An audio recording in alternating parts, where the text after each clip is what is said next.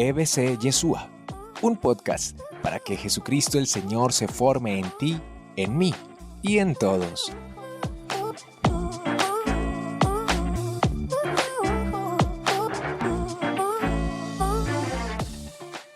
¿A quiénes están escogiendo? A los mejores, ¿no es cierto? Así somos los seres humanos. Ustedes están escogiendo a los mejores. ¿A quiénes escogerían para una empresa? A los mejores.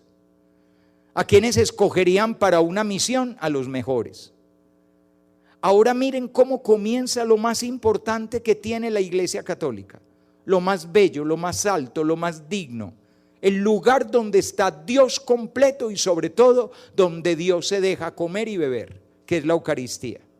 Comienza de la siguiente manera: todos, muy junticos y muy piadosos, decimos: yo confieso ante Dios Todopoderoso y ante ustedes, hermanos, que he pecado mucho, no poquito, porque las señoras beatas llegan y dicen: ay, padre, no sé de qué confesarme. Pues como empecemos por eso, que no sabe de qué confesarse.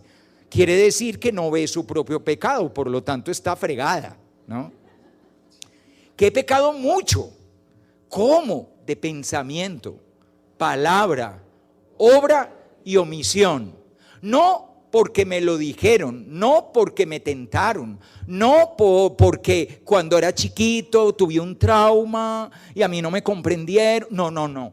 Por mi culpa, por mi gran culpa. ¿Ven qué bonito? Somos la iglesia de los pecadores, no de los mejores. Entonces, ¿de qué te crees? Se hace comunidad no siendo los mejores, sino siendo los pequeños, que sabemos que el otro es más grande que yo. Por eso en una verdadera comunidad no debería haber murmuraciones, porque toda murmuración nace de lo siguiente: yo soy mejor que la otra persona, por eso la puedo criticar. Es el colmo. Mi hermana, la manera que tiene de ser. Claro, tú eres mejor que tu hermana, por eso puedes estirar el dedo acusador. Y uno estira el dedo acusador hacia el hijo, hacia el padre, hacia la madre, hacia el hermano, hacia el compañero de comunidad, hacia la compañera.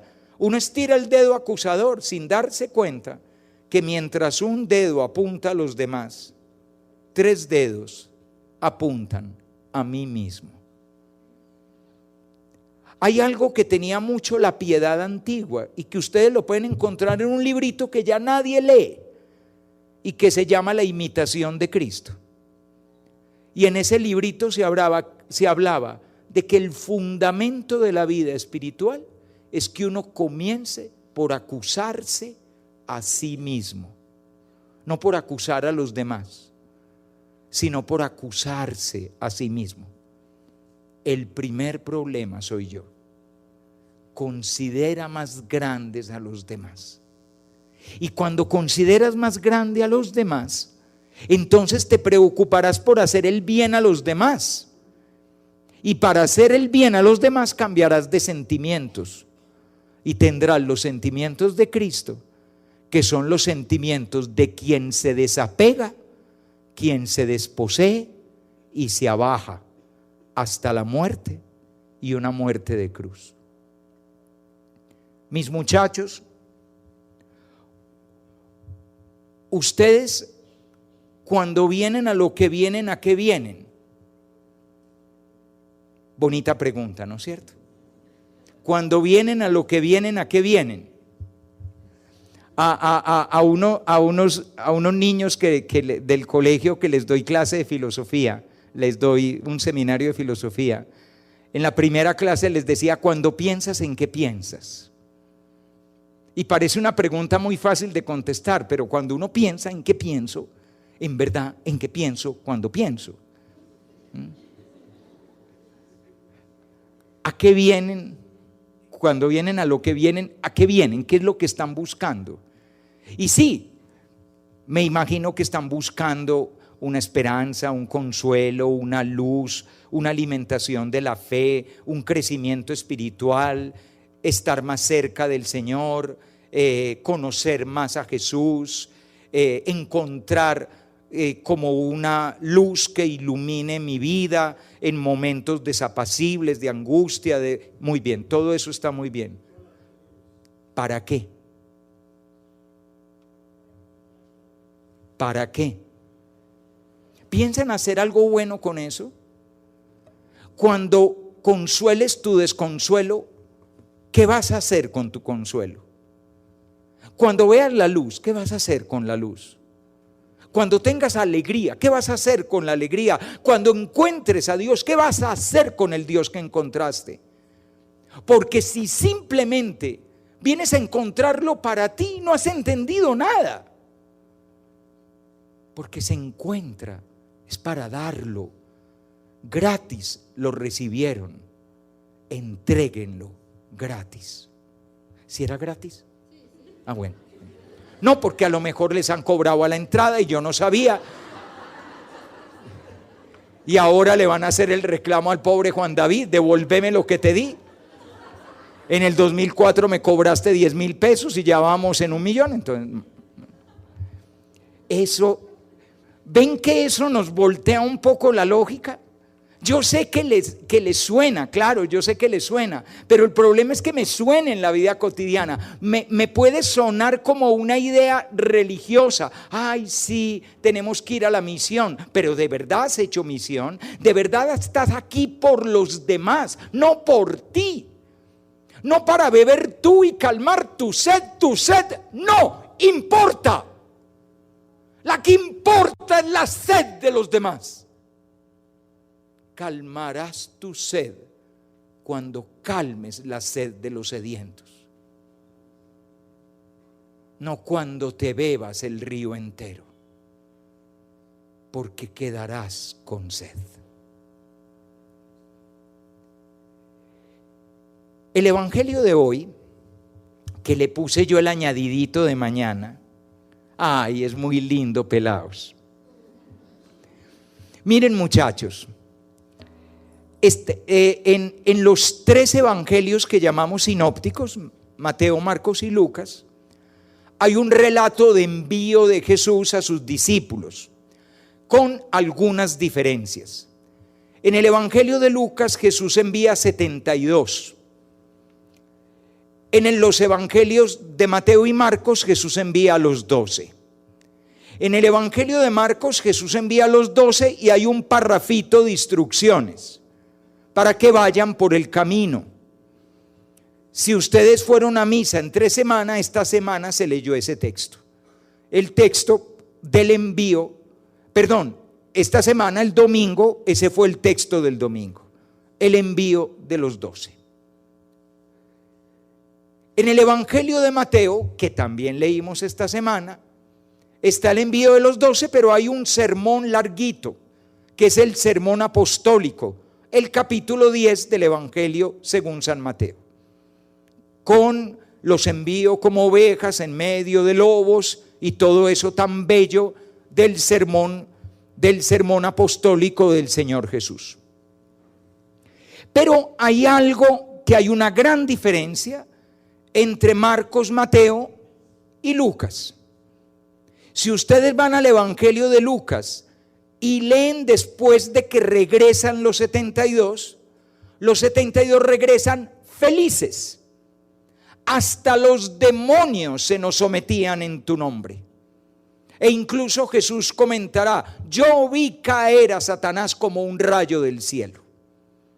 Y después de eso nos dice el evangelio de Lucas, en ese momento, con la alegría, miren el sentimiento, alegría del Espíritu Santo, Jesús dijo: yo te doy gracias, Señor, Padre, Dios del cielo y de la tierra, porque has revelado estas cosas no a los sabios y entendidos, sino a los sencillos y humildes. Que es más o menos lo mismo que hemos proclamado hoy, solo que hoy lo hemos proclamado en la versión de Mateo. Pero ¿cuál es la gran diferencia del relato de Mateo Marcos en comparación con Lucas? Que parece ser que los de Mateo Marcos regresan cansados y agobiados. el domingo, en la Eucaristía del domingo, ustedes verán el texto de Marcos que nos va a dar la entrada a los domingos que vamos a contemplar el capítulo 6 de Juan. Y ese domingo que nos va a dar la entrada es un momento de intimidad con Jesús. Jesús los ve cansados y les dice que se monten con él en la barca y vayan a un lugar apartado y descansen. No les adelanto más porque les daño la misa del domingo. Pero, ¿y cómo regresan los de Mateo? No nos lo dice Mateo, pero en el intermedio hay dos realidades muy interesantes. En el intermedio aparece que Jesús constata la dureza: ay de ti, Corosaín, ay de ti, Betsaida, ay de ti, Cafarnaún, la dureza que tienen los pueblos para escuchar el anuncio del reino de Dios y convertirse. Si en Sodoma se hubieran hecho los signos que en ti se hicieron, te habrías convertido. Por eso te digo que el día del juicio le será más llevadero a Sodoma que a ti, porque tú no te convertiste. Es decir, que tenemos una misión que no ha sido del todo exitosa. Marco nos dice que curaron muchos enfermos, pero no nos dice necesariamente que fueron acogidos.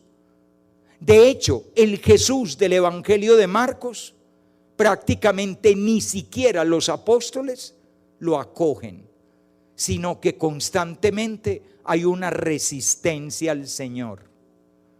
Hay una resistencia a la fe.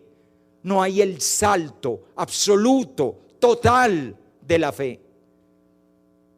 Y por eso Jesús constata dos cosas: que los sabios y entendidos no tienen el corazón abierto al Padre y al Hijo.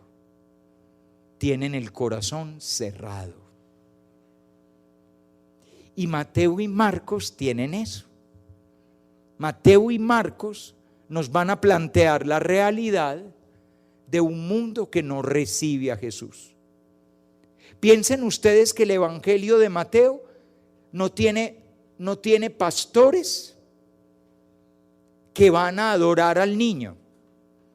No tiene ancianito Simeón ni ancianita Ana que reconocen que ese niño es el enviado de Dios y que ya mis ojos ya yo puedo descansar tranquilo porque mis ojos han contemplado al Salvador. El Evangelio de Mateo tiene una matanza de niños por rechazar a Jesús, y quienes se postran delante de él son unos extranjeros, unos magos venidos de Oriente. Y cuando ustedes vayan avanzando en el Evangelio de Mateo, habrá todo un montón de parábolas que habla de que el pueblo de Israel no lo recibe y que por lo tanto son los que llegan a la última hora, los gentiles, los paganos, los que sí lo van a recibir, los trabajadores que llegaron a trabajar a última hora, los viñadores a los que se les entregó la viña, porque los viñadores de antes no dieron fruto, sino todo lo contrario, apalearon y mataron a los que les fueron enviados. Entonces todo eso es lo que está ahí, esa cerrazón al Señor.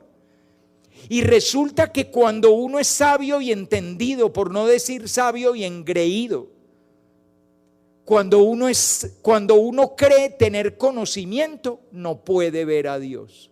¿A ustedes no se les parece a una época de la historia que estamos viviendo? ¿Cuántos parientes tenés que son tan cultos y tan intelectuales que no les cabe Dios en la cabeza? Les garantizo que todos ustedes tienen un hermano, un cuñado o un hijo que ya, mamá, pero ¿para qué Dios?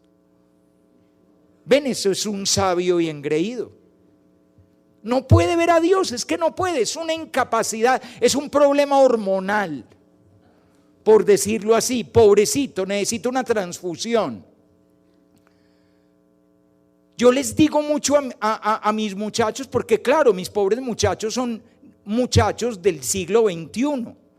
Y como son muchachos del siglo XXI, no, pobrecitos, no son capaces. A ellos tienen una pelea boba con la Iglesia Católica, y una pelea con la misa, y una pelea con el rosario, y todo eso. Y una que otra es profundamente creyente, pero muchos son muy buenas personas, pero sin experiencia de Dios.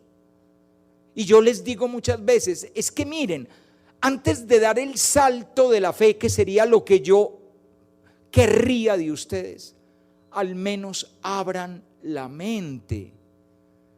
Háganse esta pregunta: ¿de dónde salieron ustedes? ¿De dónde salió su ser? Si ninguno de ustedes se dio a sí mismo el ser. ¿Ustedes ya calcularon las posibilidades que hay de que ustedes existan tal y como son? Eso lo han calculado. Siempre hay desocupados que hacen cálculos.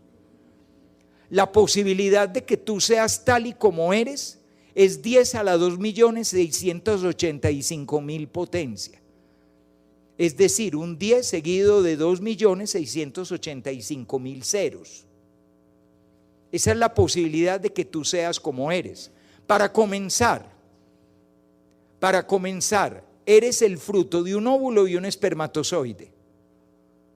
Si el espermatozoide que tú eres no fuera ese, sino el que llegó antes, el que iba antes, salieron millones, pues uno de los que iba antes, ahí en la competencia, si hubiera sido el de antes, hubiera nacido tu hermano o tu hermana. Pero no, fuiste tú. Porque tú. Y además solo serás una vez en la vida. Solo una vez. No en la vida, no en la vida tuya. Solo una vez en la vida del cosmos. En 13.900 millones de años, solo una vez tus huellas digitales, solo una vez el iris de tus ojos, solo una vez tu rostro, tan solo una vez que con tu rostro puedes desbloquear el celular, porque es solo una vez. ¿Quién se tomó el trabajo de hacer algo tan único como los copos de nieve que no se repiten? ¿Y no te cabe en la cabeza, Dios? ¿De verdad?